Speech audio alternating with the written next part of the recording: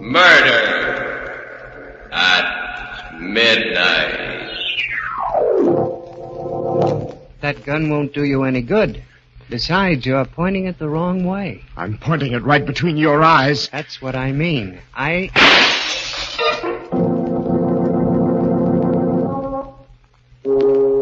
Midnight. The witching hour when the night is darkest. Our fears the strongest. And our strength at its lowest ebb. Midnight. When the graves gape open and death strikes. How? You'll learn the answer in just a minute in Wherever I Go.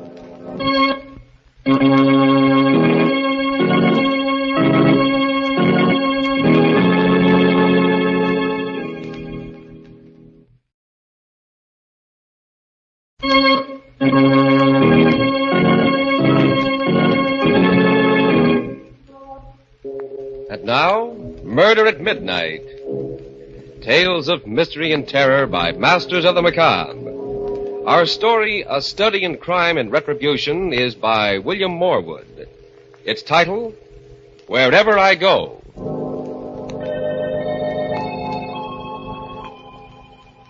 The music room of an old country mansion. Seated at the piano, playing with the skill of an accomplished musician, is Gordon Ormsby. Engrossed in what he is doing, he is not aware his wife, Ellen, has come in until... For goodness sakes, Gordon, when are you going to stop that pounding? What? Well, I thought you enjoyed music, my dear. I do when it's well played. Oh, don't be childish.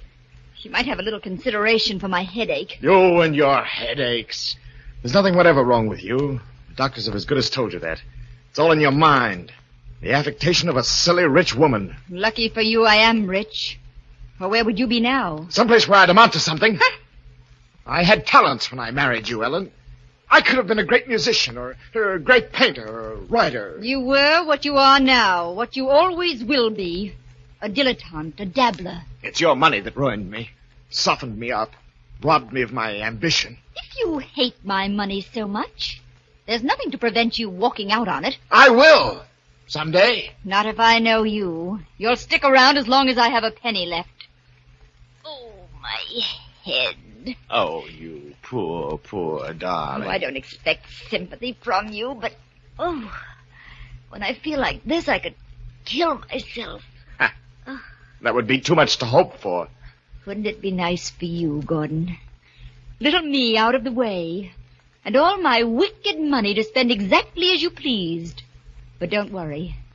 I'll live to a ripe old age, just to spite you. I'd never thought of it before. Her dying. Never.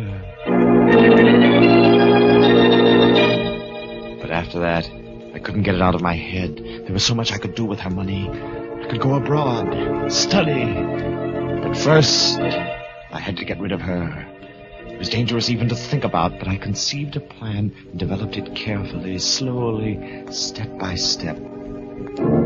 Ellen, we've got rats in the cellar. I saw signs of them today. How awful. We must do something about it. Ellen, have you done anything about those rats? I ordered some stuff from the drugstore. Well, there's only one thing that's any good, and you'll have to get a prescription for that. Arsenic.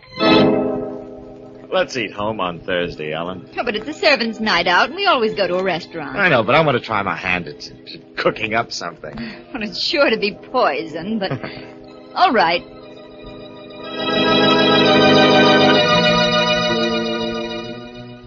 We ate dinner at home on Thursday, the two of us alone together.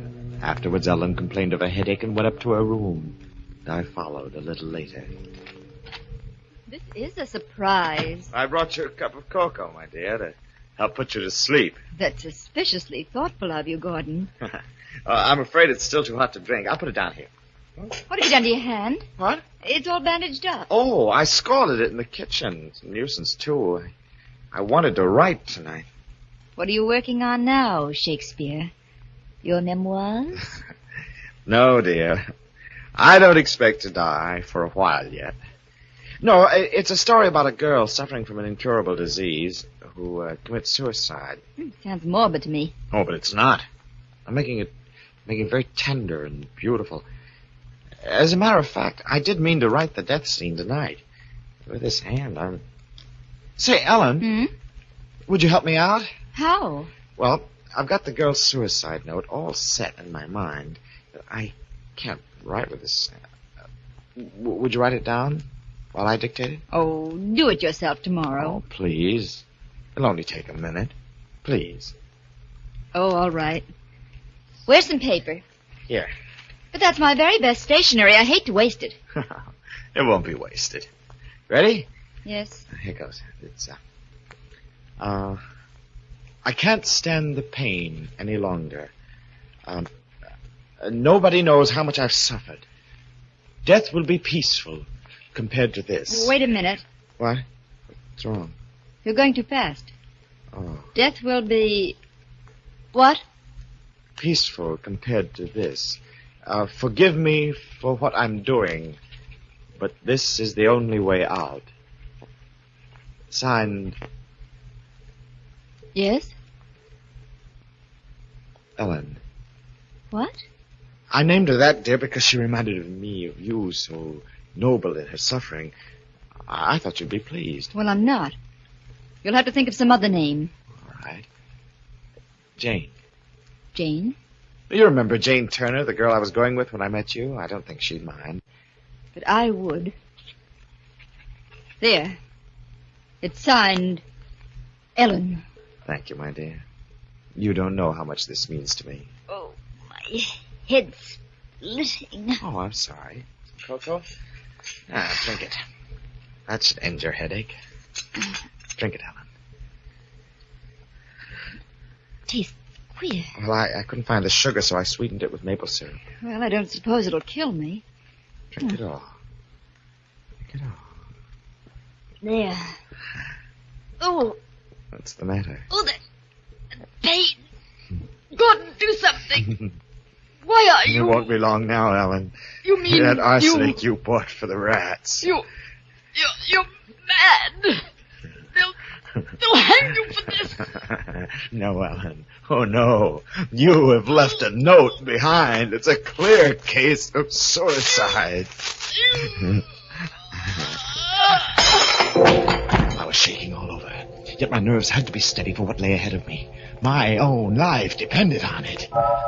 Music, that would relax me. The piano. I raced downstairs for the music room, but before I reached it, I heard the playing. I pushed open the door. A man was sitting there. A man I'd never seen before, but who was somehow vaguely familiar. Hello. Who are you? Don't you know? Well, of course not. What are you doing here? There was nobody at the piano. I didn't think you'd mind. Well, I do mind. How'd you get in? The door's locked. Is it? I didn't notice. Breaking and entering, huh? I've got a good mind to call the police. I'm sorry you're so suspicious. Still, I realize the strain you must be under. What do you mean by that? I'm afraid I'm interrupting you in business vital to both of us. I'll call again some other time. No, wait. You can't leave like this. At least tell me your name.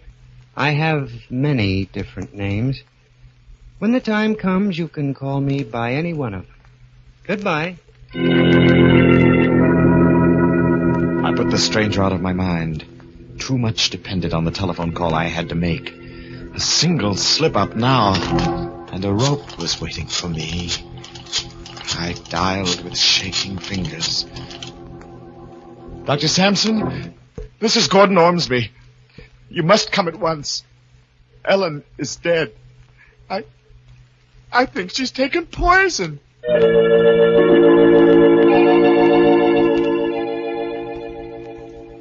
It worked out, just as I'd planned, just as I'd hoped it would. The doctor's visit, the police, the inquest, no false moves, no suspicions. I became the sole inheritor of a large estate and a free man. I moved out of the old house and into a hotel suite in town. I don't know when it started to happen, but I first knew that something was wrong when my fingers would no longer obey me at the piano. Nothing but count. Or rather, nothing but discords. I decided that my nerves were overstrained, that I needed a rest. I figured a trip somewhere would do me good. I went to the telephone to order my car brought around first thing in the morning, but before I picked up the receiver... Yes? I'm going with you, Gordon. Who is this? Your friend. I'll see you first thing in the morning. But... Number, please. Operator, you cut me off. I was making a very important call. There must be some mistake, sir. There was no call on your line. I didn't wait. I couldn't. I packed that evening. I slipped a gun into my pocket. I left the hotel. By 11 o'clock, I was far out in the open country, driving west. The night was pitch black, and every mile I burrowed further into the darkness. Then suddenly, a terrible conviction came over me. I knew I wasn't alone. I'm coming up front now, Gordon. You! I said I was coming with you. When did you get in this car? I've been here right along. You drive well, Gordon. A cool head and a steady hand. But then you had to have them, didn't you? What does that mean? I was just thinking out loud. The money's nice, but music means a lot, too, doesn't it? A pity that went sour on you. Look, I don't know who you are or what you're talking about. And yet you proved a point to Ellen. You proved that you were an artist in a way, even though she couldn't live to appreciate it. Her death was your masterpiece. The sweat stood out on my forehead. My mouth was dry. I didn't want it this way. One murder was enough to haunt me. But he left me with no alternative. He knew too much. Somewhere along that road, when the night was darkest, I knew I had to kill the stranger. Yes. The mysterious stranger seems to know a great deal. Is it possible he knows even more than Gordon suspects about his plan for... murder at midnight.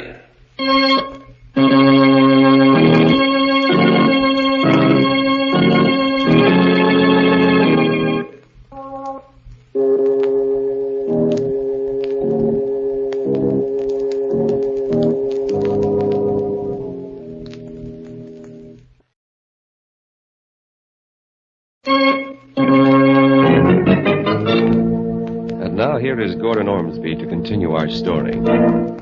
I knew what I was looking for. A lonely stretch of road with no sign of life. At last the headlights found it. A valley with trees growing down to the edge of the road. The stranger seemed asleep, but he stirred as I jammed on the brakes. Hey, what's wrong, Gordon? Must have a flat. The wheel feels funny. Would you mind having a look? That would be very unwise for me. Why? You have a gun in your pocket. I would make a perfect target out in the headlights. Well, since you're so suspicious. Here, take it. You amuse me, Gordon. However...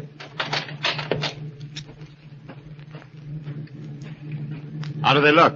All right on this side. I'm sure it's one of the front tires. I'll see the other side.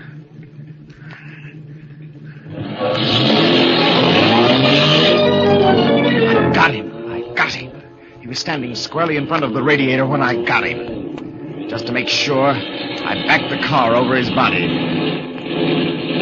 I dragged him across the ditch and into the woods. I dug a shallow grave with a tire iron, hacking in among the roots and the rocks. And then I covered him over.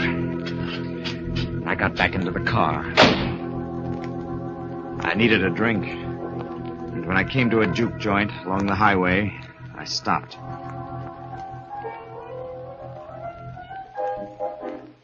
All right. What's yours, mister? Scotch, straight.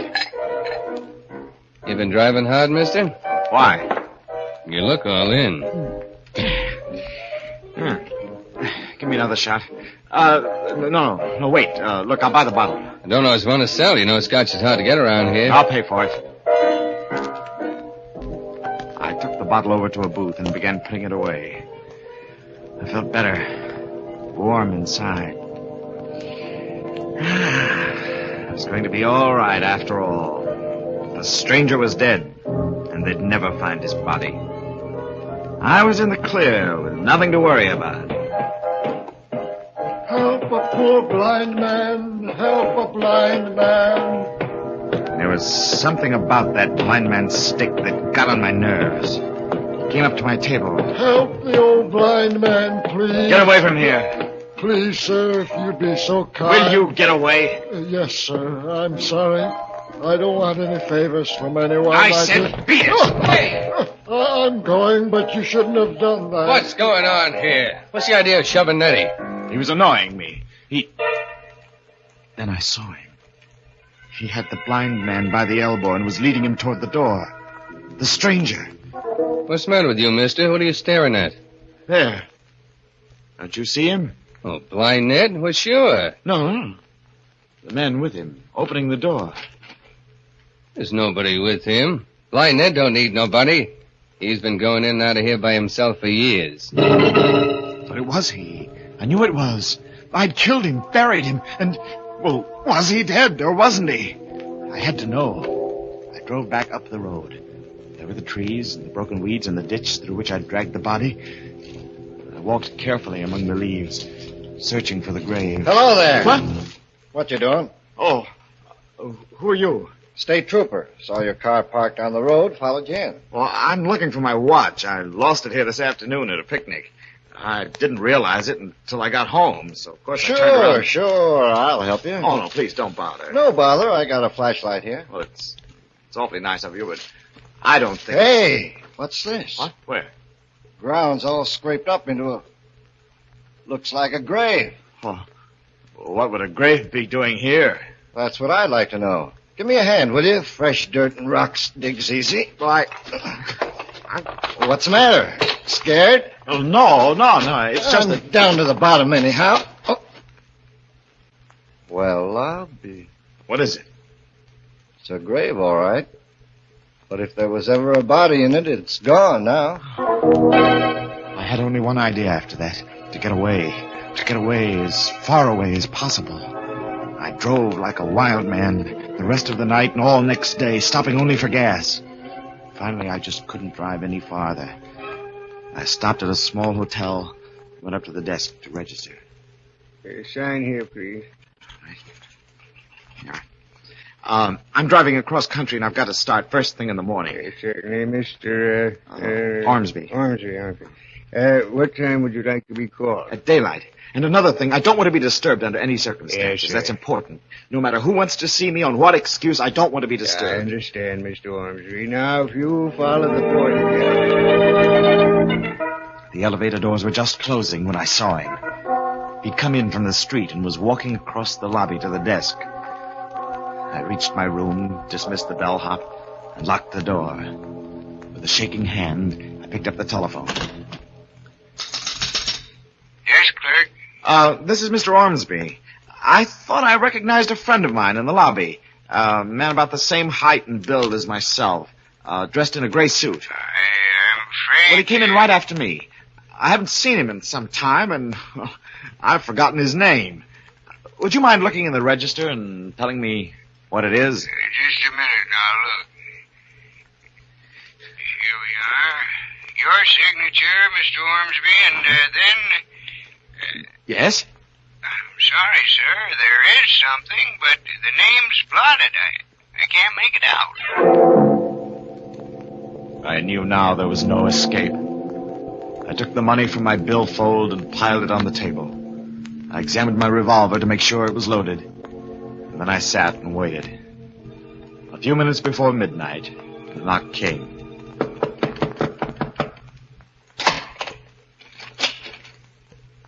Come in. Hello. You act as if you were expecting me. I was. The only thing I'm not sure about is what you want. Or rather, how much. You should know. All the cash I've got's on the table. Nearly $500. Helen left you a good deal more than that. All right, I'll write you out a check. Name the amount. Everything you possess. What? You're crazy. Do you honestly think, after the risks I took, the risks I'm still taking, I'd give everything away to a cheap blackmailer? Murder is an expensive hobby, Gordon. Well, not that expensive. If you want to be reasonable, say $50,000. I'm afraid there's no compromise. And I'm not just talking about money. Listen, this is your last chance. 50,000 or... Or what, Gordon? Or you don't leave this room alive. You tried to kill me once before. Remember? I lost my head. The car only stunned you, and I didn't make sure that you were dead. It'll be different this time. It's always going to be different, isn't it, Gordon? When you disposed of Ellen, you were going to lead such a rich, beautiful life. But what happened to it? Your music went. You couldn't play. Shut up. And then your heart went. You struck out at an old blind man. Listen, you. There isn't very much left now, except your mind. And that's starting to go, too. Sometimes you see me, sometimes you don't. I see you now. Large as life. But do you see this? That gun won't do you any good. Besides, you're pointing it the wrong way. I'm pointing it right between your eyes. That's what I mean. Well, you...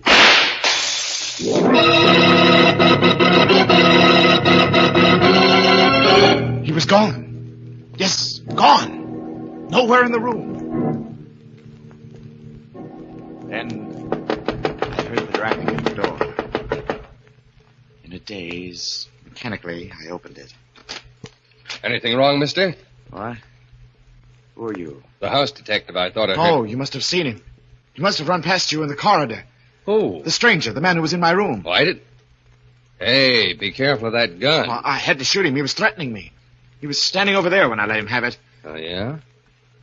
What did he look like? He's about my height and build, wearing a gray suit. Like the one you're wearing? Huh? Oh, yes. I thought so. Look. At what? The mirror. You shot at your own reflection. You mean... Now do you know who I am, Gordon? There, didn't you hear him? Hear what? What are you talking about? No. No, you wouldn't hear. Only I would. And now I do know who and what he is. I know why I couldn't escape him. Here, take this gun. I want to give myself up. Give yourself up? My name is Gordon Ormsby. I killed my wife. I poisoned her. I made it look like suicide, and there never was any trial. Oh, I get it. Sure, It was a perfect sure. crime. At least I thought it was a perfect crime until he came into the picture. Now, don't you worry about it one bit, Mr. Ormsby. You just Wait a come minute. along with Wait me. a minute. You think I'm making it up? That I'm crazy, don't you? No, You do no. think so. But it's true. Every word of it. Sure, I got a good friend who's a doctor. You tell him all Doctor. about... No. No, he won't believe me either. Nobody will believe me. They'll all think that I'm mad. Oh, don't you see? That's why I have to give myself up. Because that's the only way I can get away from him. If you hang me. But if you don't... They won't, Gordon. They'll put you away. And wherever you go, I'll be there, too. Remember that? Wherever you go.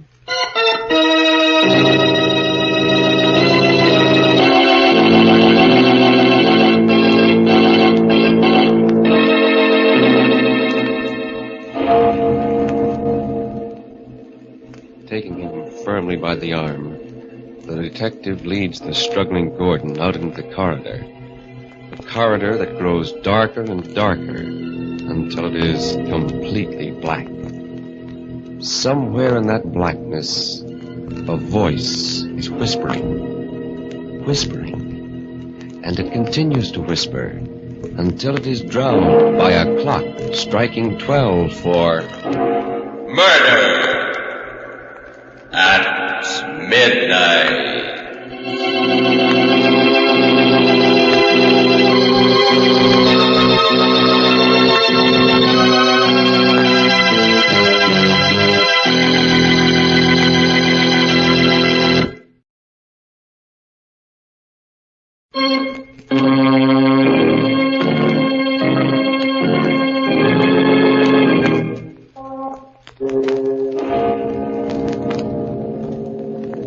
Remember to be with us again when death whispers softly in the night and the clocks strike 12 for Murder at midnight. The part of Gordon Ormsby was played by Barry Kroger. With music by Charles Paul, Murder at Midnight was directed by Anton M. Leader.